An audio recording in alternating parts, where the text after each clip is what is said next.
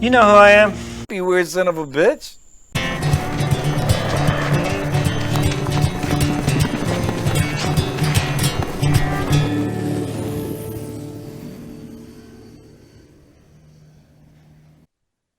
Okay. Wow. Go ahead. Wow, that was fun. Okay. All right. So Mr. Derek Sitter, welcome. Thank you for meeting with me. Of course. My Yeah. pleasure. Thank you for having me. Okay. So as you can see, I wanted to start out with Bug Tussle, because that's what's kind of happening right now. I mean, you just got back, you're in Oregon again, you're at home in Oregon, but you were in Atlanta recently.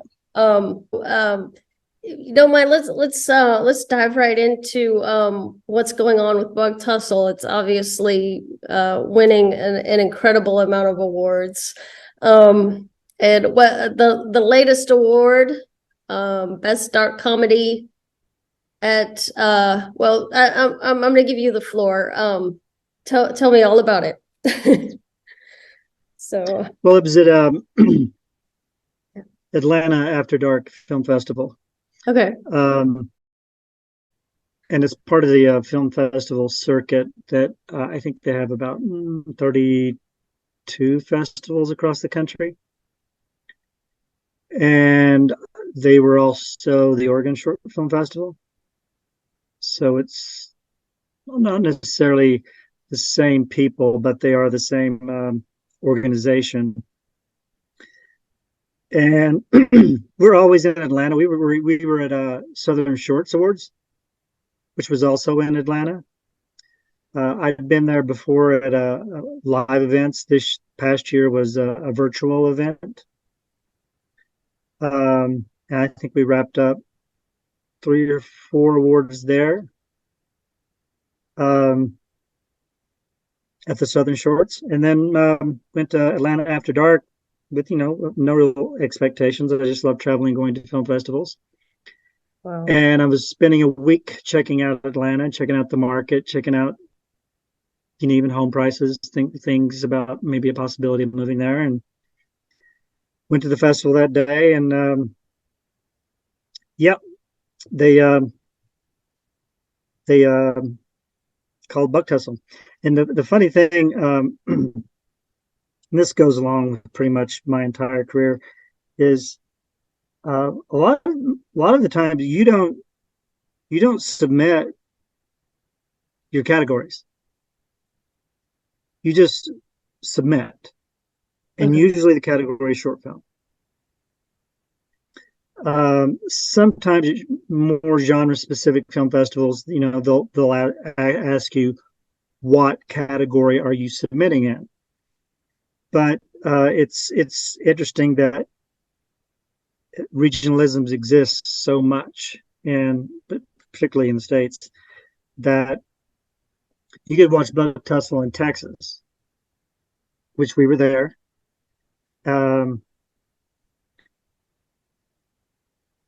And it was a dark, no, it was a comedy in Texas. In Atlanta, it was a dark comedy, and in Oregon, it was a dark drama. So the response, the reaction of Bug Tussle, and it was similar with Tutu Grande as well, is all over the map.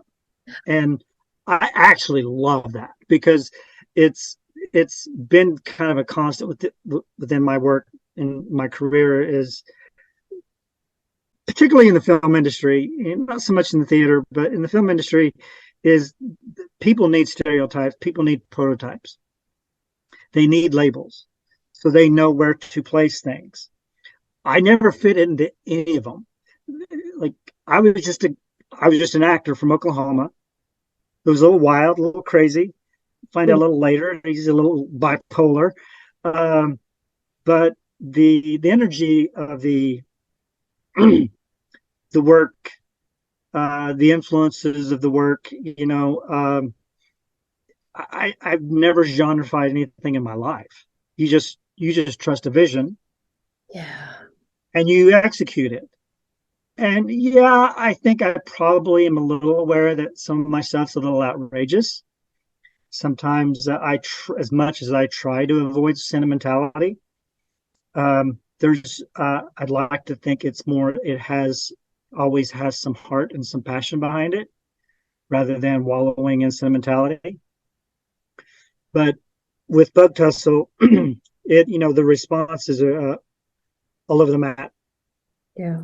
It's fascinating to me how different, because some people literally love Bug Tussle and others absolutely hate it.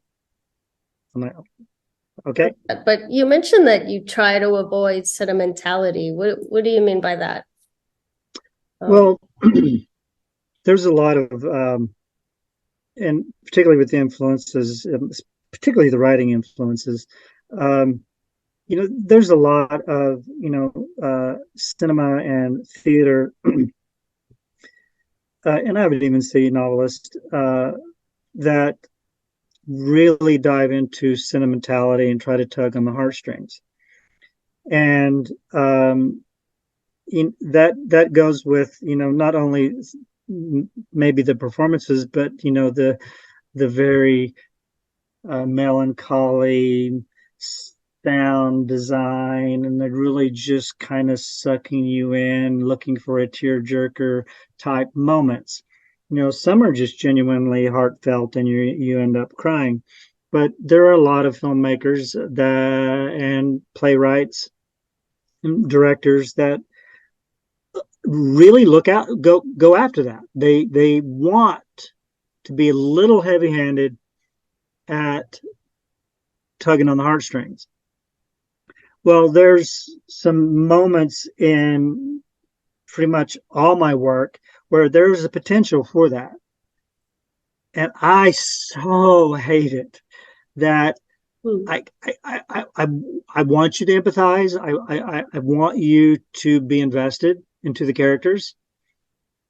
But probably most of the influences I have towards the writing portion are playwrights. And some of my favorite playwrights are, Sam Shepard, of course, David Mamet, Martin McDonough, Edward Albee, Harold Pinter. They're the perfect examples of avoiding sentimentality, and how they do that. And it's not necessarily a story device. I just think organically they understand that, oh, I know this is probably a moving moment that they've written that's probably quite heartfelt, but right at the moment where it may seem to be a tad heavy-handed, they'll insert some comedy or something random or something irreverent that just takes you out of that. Like, I've accomplished what I've done. Now we're going to move on. Okay. Where other times I see directors just wallow in, let's just say it's a funeral, and everybody's very moved, and you'll hear the music, and you'll see all the, it's just, and it's so manipulative, and it's just so, and I shut off as a viewer. I just shut off. I'm like, just take me out of this. But like McDonough is brilliant at it, particularly in Banshees of Inisherin, but his plays like Pillowman and Beauty Queen of Lanaine, and almost all of his work, Three Billboards Outside Ebbing, Missouri, he knows when things are, and Sam Shepard was great at it too. They know when things are potentially moving, but they're not going to wallow in the sentimentality of the circumstance. And it's important, I think, to avoid that.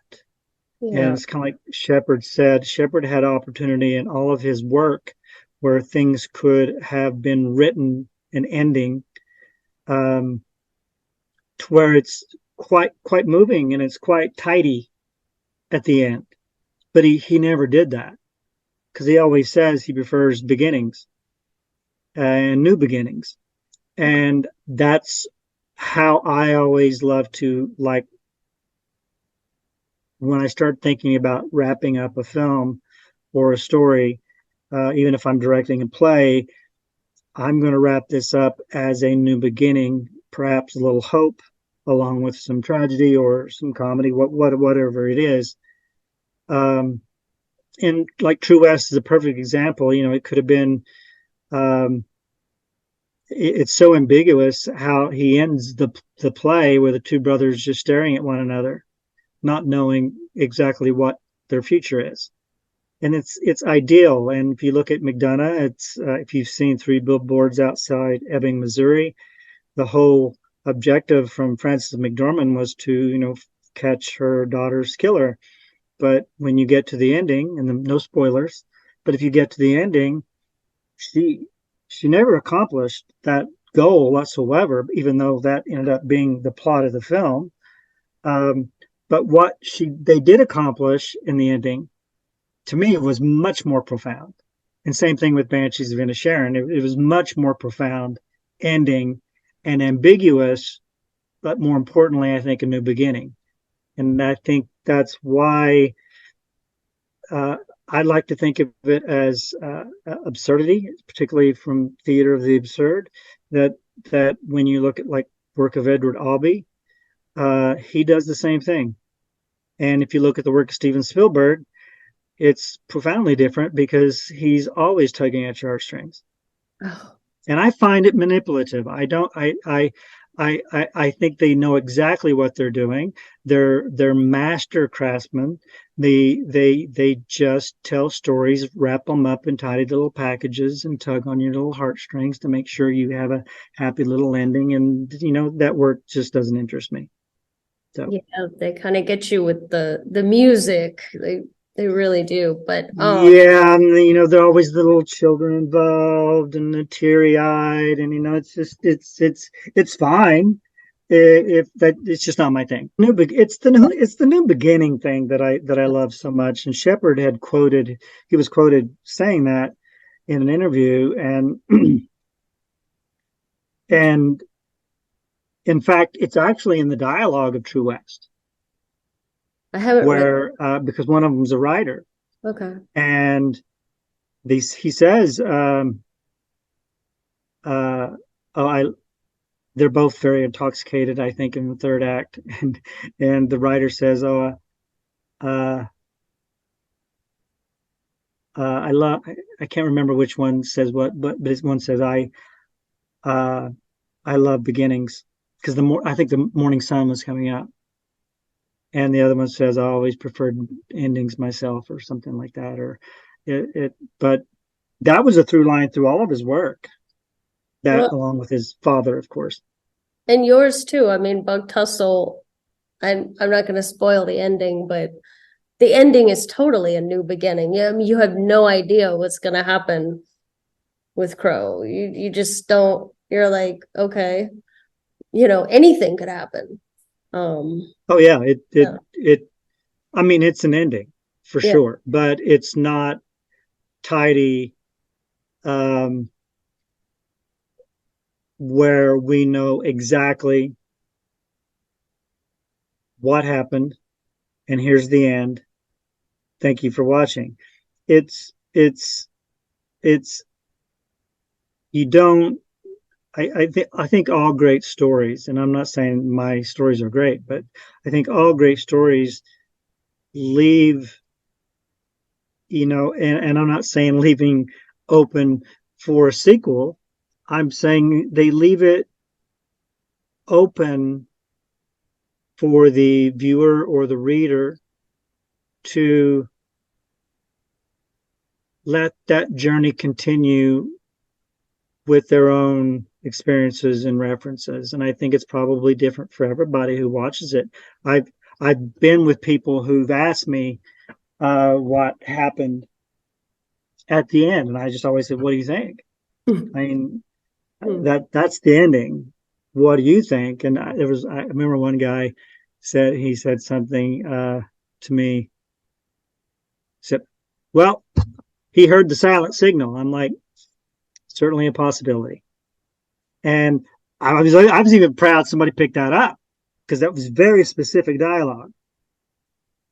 But yeah, it is Crow's story one, and you had to have Crow's through line from point A to point B, and what happens at the end is Crow's story. Yeah. And you have, when you write anything, it's character and conflict. And if you look at Crow, he's in a good amount of conflict and obstacles, and Coy being the biggest one. Yeah. Yeah. But in storytelling, and fundamentally, it's pretty simple. But within the story, I'd hoped to reveal a great deal about who these people were. And then when you start thinking about an ending, sometimes I have an ending before I have a beginning. And I never really know. Sometimes I look back at endings when I've written something or directed something, look back on it, and I have no idea where it came from. To this day, I probably don't know why I wrote that, but I know it wasn't in the original. Oh, okay. The original being the Coy and Crayon. Well, But this story's been around for a long time in my head. I think the first time I was doing a showcase in Los Angeles, and it was about six of us. Everybody was doing a one man, 6-7 minute performance, and I preferred to do a scene, so I wrote this short 5-minute scene called Poncho and Lefty. And it was same circumstance, trapped in this barn. And then that was it with that. But many years later, we were doing another one of those 72-hour film challenges. And I'm like, oh, I have a script.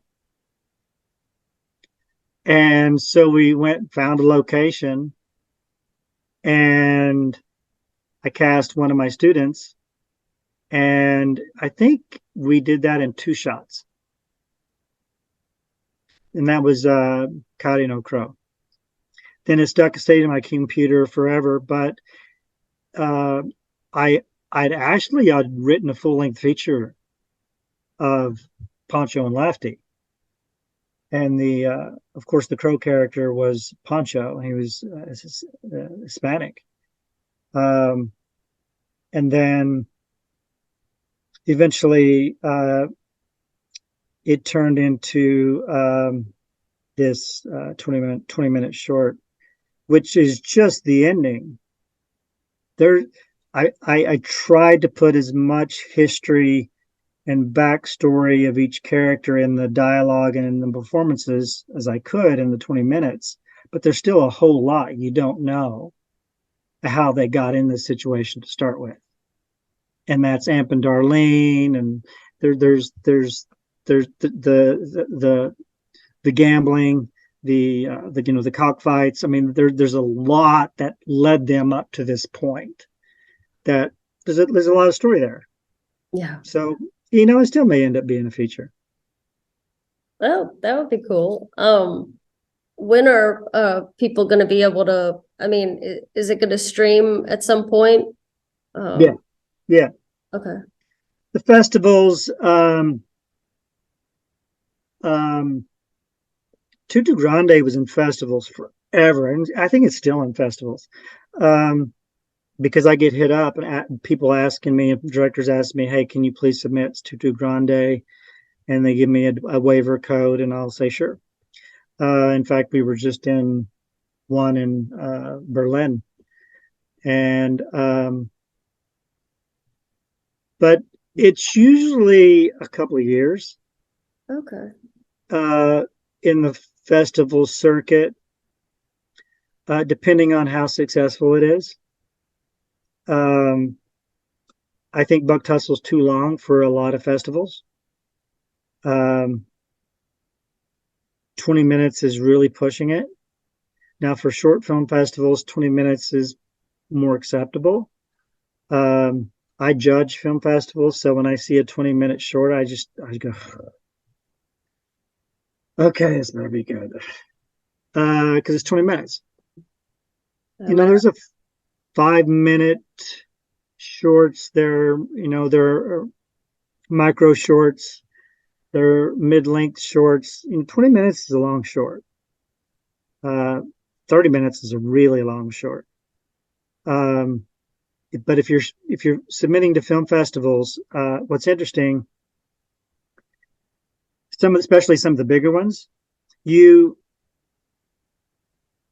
I understand, I've been going to festivals since the 90s, and the one thing that I've noticed, that particularly with short films, if you're going into some of the bigger festivals, sometimes a short will begin a block of right before a feature. So a 5 to 10 minute short fits in there perfectly to screen prior to a feature. Because, they get so many submissions, they only have so much time throughout the festival to screen these films. And some of these festivals screen your film 3 or 4 times throughout the weekend. So you're traveling to different theaters, watching your film and doing the Q&A. A 20-minute short is hard to fit because it's a lot of time, because some festivals only have so much time. Right. So they may not even watch it. They may see the 20 minutes and go, yeah, no, not enough time. And so you have to be really, really aware, particularly in the circuit. But to answer your question, is when I start getting more selections or more rejections, I'll get more of an idea of how long Buck Tussle will be in the circuit before it goes public, because it's usually required that it is not public. And they love premieres. They love premieres in their own city. They love premieres in their own state, perhaps. And if you're public anywhere, YouTube, Vimeo, Amazon, Netflix, wherever, you're immediately declined because you're public. So you just give it time and wait. So it could be a couple of years. Yeah, I mean, there's still a lot of festivals we're waiting, because some festivals, may have 2 a year. There are some that are actually monthly. There are some that are quarterly.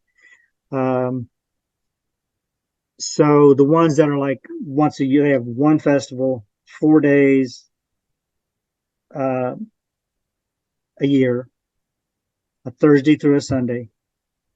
So you're still waiting on the selection for the 2023 festival. And the notification date may not be till June, may not be till October. So I don't know. So I can't, until I get the rejection or selection, I can't go public, because it's an immediate rejection as soon as they find out you're public. Okay. So I think a great through line for everything is with your films, with all of them, I think the biggest through line that I can see is that you're writing about people that are, they're obviously at the bottom. Crow and Coyote are certainly there's no way out for them.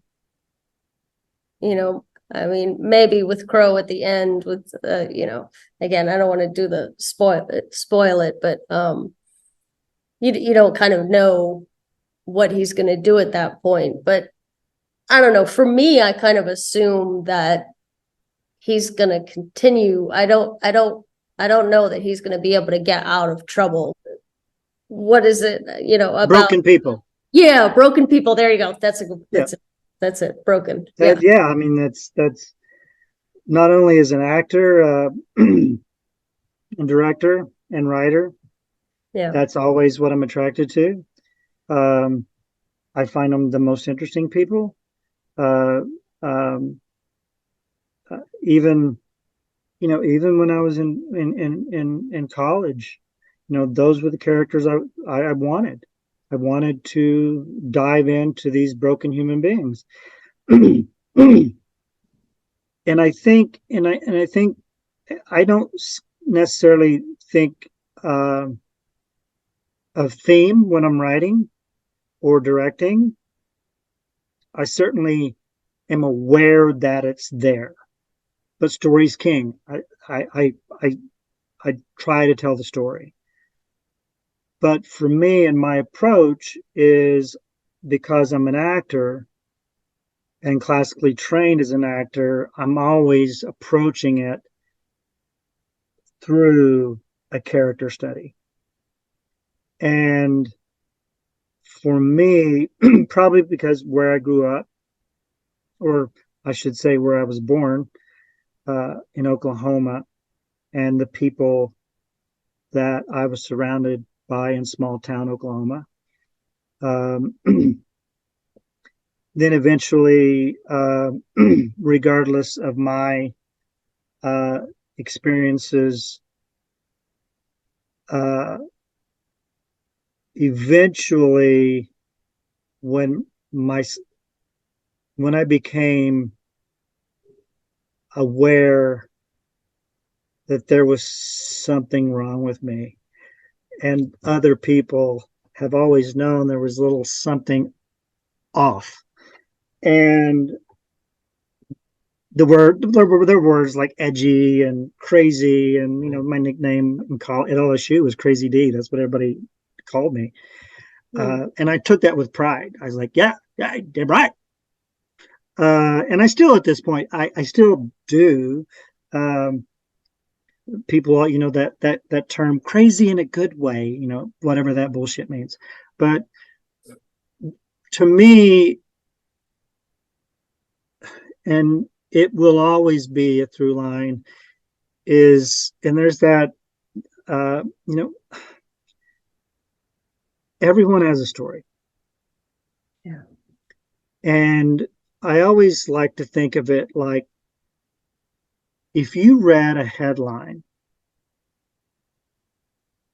online on some news site of what occurred in Bug Tussle, it would tell you zero about who these people were. They're only going to mention the crime. Oh, yeah. And the crimes committed.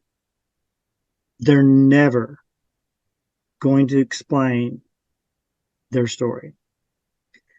I'm always interested in people and I still see it every day, that you could be walking down the street and you see the guy who clearly got something going on. He may be talking to himself. He may be, twitching. There's something, and people will make a point to avoid them. Whereas I think I'm the guy that's going to go up and say, "Hey, man, how are you? Yeah. How can I help you? What's going on today?" Because I understand them, and I want to know how I can help. And I've always been that way since I was a kid.